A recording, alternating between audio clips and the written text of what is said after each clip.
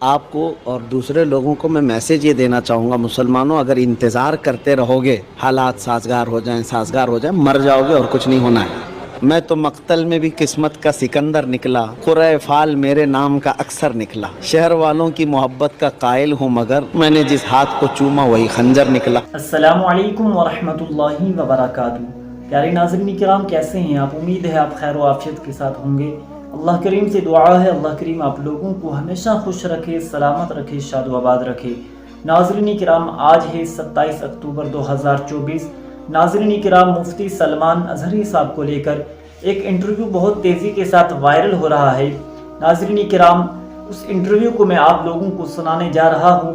حالانکہ یہ انٹرویو بہت پرانا ہے، لیکن حالات حاضرہ پر مفتی سلمان اظہری صاحب نے بہت اہم باتیں کی ہیں۔ میں چاہوں گا کہ ایک بار آپ لوگ اس انٹرویو کو ضرور سنیں۔ ناظرین کرام، بہت قیمتی باتیں آپ کو مفتی سلمان اظہری صاحب کی زبانی سننے کو ملیں گی۔ ایک بار اس انٹرویو کو ضرور سنیں اور زیادہ سے زیادہ شیئر کریں۔ آج جو کچھ بھی آپ دیکھ رہے ہیں ہمارے جذبات، یہ جذبات اب بچا کچھ بھی نہیں۔ جس آدمی کا جس کا سب کچھ آپ نوچ لیں، اب بھی کیا وہ نہ بولے؟ کیا ابھی بھی خاموشی اختیار کرے؟ حضور کی شان میں، اسلام کی شان میں، قرآن کی شان میں، رب تعالیٰ کی شان میں یہ بکواس کر کے ایسا زہریلا ماحول بنا چکے کہ اب سیکولر نام کا کوئی نظر بھی نہیں آتا۔ تو اب اتنا سب ماحول جب کریٹ کیا گیا ہو تو کیا میں اپنے قوم کی طرف سے، اپنی کمیونٹی کی طرف سے اتنا بھی نہیں بول سکتا حق بات کہ دین اسلام یہ آج کل کا لایا ہوا دین نہیں ہے؟ جس دن دنیا کی شروعات ہوئی ہے اسی دن میرا دین یہاں آیا ہے۔ آدم علیہ السلام سے لے کر کے اب تک اسلام ہے اور رہے گا قیامت تک انشاءاللہ۔ بس یہی ہمارا میسج ہے۔ باقی اور کسی کو چھیڑنا یا ان کو زبردستی اکسانا یہ ہمارا یہ طور طریقہ نہیں، اور نہ ہی میرا مشن ہے۔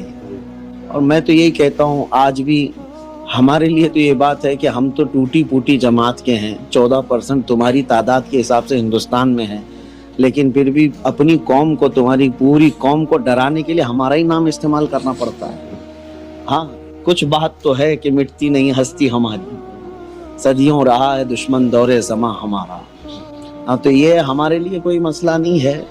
وہ اس طرح کی بہت ساری باتیں بہت برسوں سے آئی ہیں، آتی رہیں گی، لیکن اسلام پہلے بھی اسی طرح لہلہاتا تھا، ہے اور رہے گا انشاءاللہ۔ جیسے ہر طرف سے یہ آواز آ رہی ہے کہ ماحول جو ہے، حالات ہیں وہ سازگار نہیں ہے، لیکن ان کا حل کیا ہے؟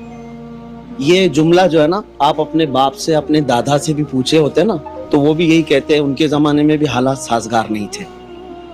ان کے داداؤں سے بھی پوچھے ہوتے تو وہ بھی یہی بولتے حالات سازگار نہیں تھے۔ تو یہ جو ہے نا 1400 سال سے یہ جملہ تو چلا آ رہا ہے، حالات سازگار نہیں تھے۔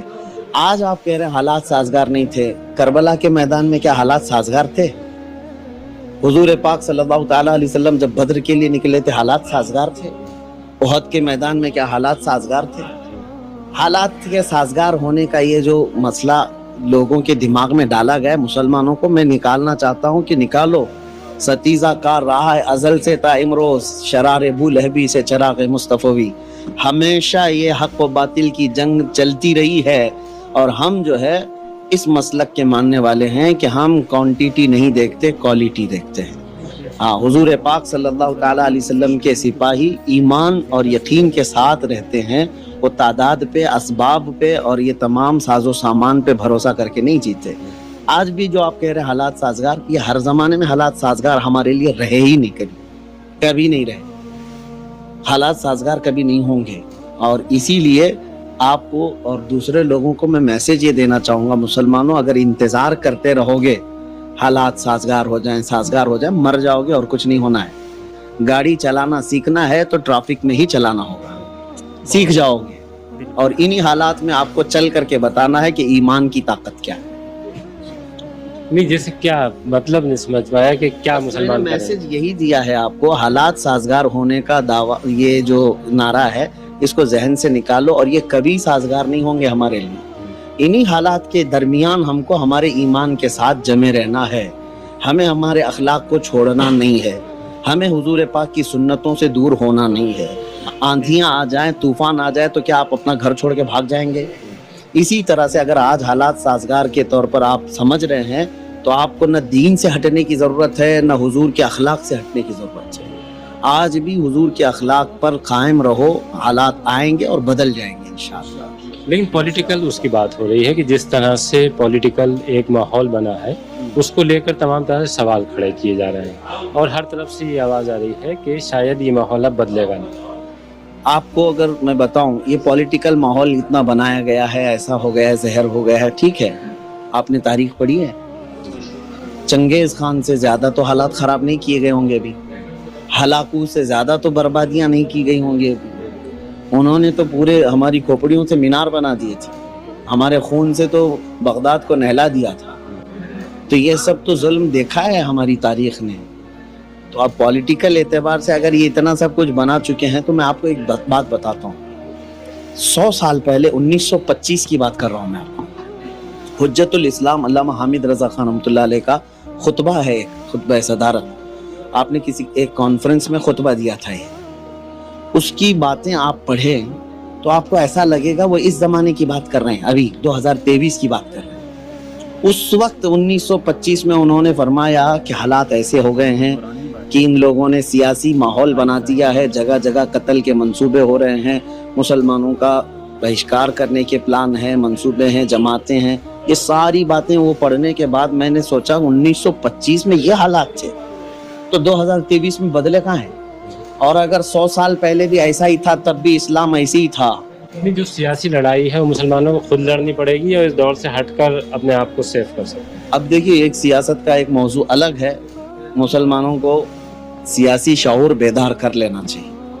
اب تک یہ بہت غلامی کے دور میں گزرتے گئے اور ان کا مائنڈ ایسا بنا دیا گیا ہے کہ اب ان کو ایسا لگتا ہے کہ جیسے دماغ میں یہ بٹھا دیا گیا, بی جے پی اور کانگریس یہ سمجھنے لگ گئے کہ بی جے پی موت کا فرشتہ, کانگریس جو ہے امن کا مسیحا. دونوں بھی میں نہیں مانتا, نہ یہ موت لا سکتے ہیں اور نہ یہ امن لا سکتے ہیں, ہمارے لیے نہیں. آپ کو اپنا سیاسی شعور بیدار کرنا ہے. یہ سب جو ہے نا لالی پاپ دے کر کے ہمارے ساتھ کھیلنے والے ہیں جو 70 سال سے کھیلتے ہیں.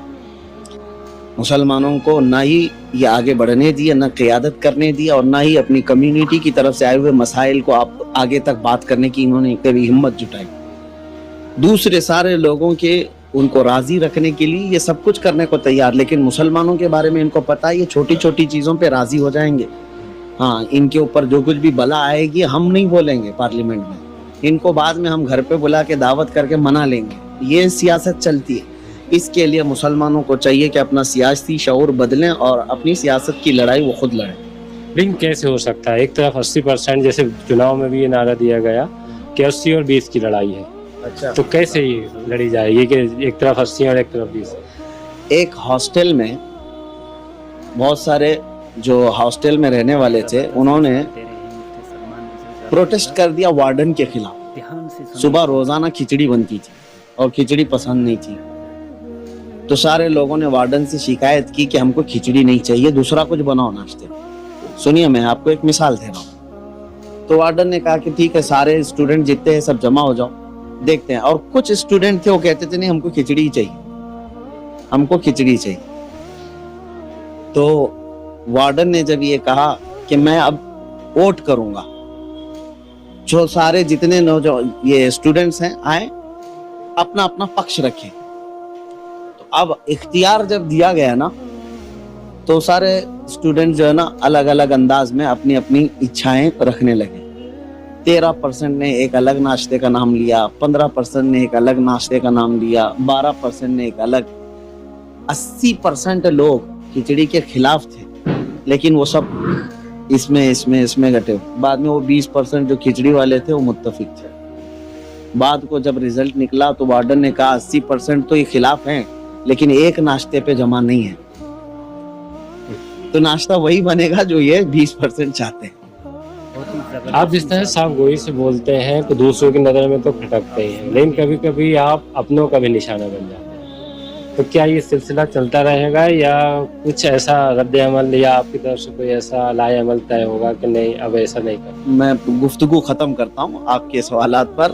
فراز کا ایک شعر ہے, میں تو مقتل میں بھی قسمت کا سکندر نکلا, قرۂ فال میرے نام کا اکثر نکلا.